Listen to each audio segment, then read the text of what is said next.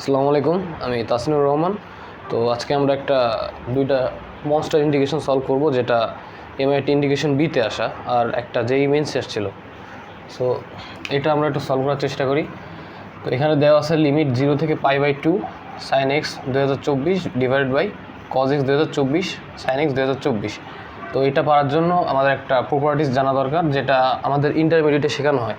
সেই প্রপার্টিসটা হলো a/b f of x equals to, এরকমও লেখা যায় a/b f of a plus b, অর্থাৎ এই লিমিট দুইটার যোগফল বিয়োগ হলো এই x dx।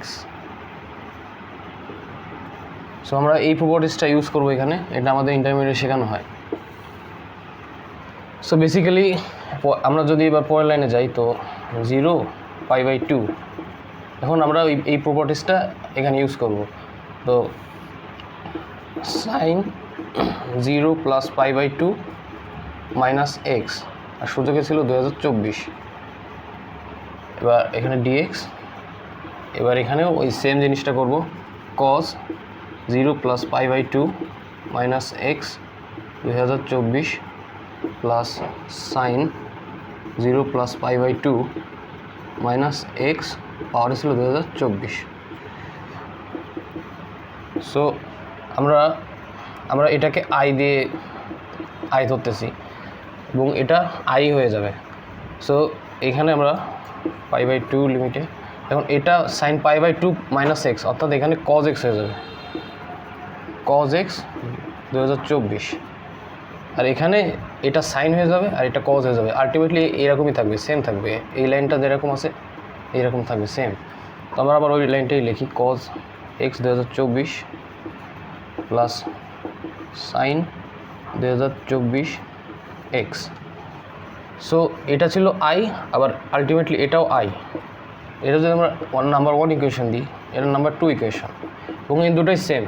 আমরা যদি 1 প্লাস 2 যোগ করি, তাহলে দেখা যাবে I plus I equals to 0 π/2।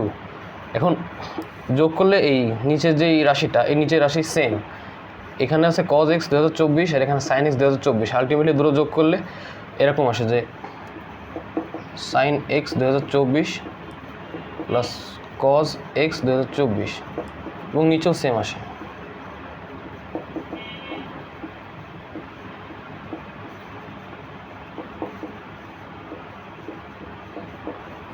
dx।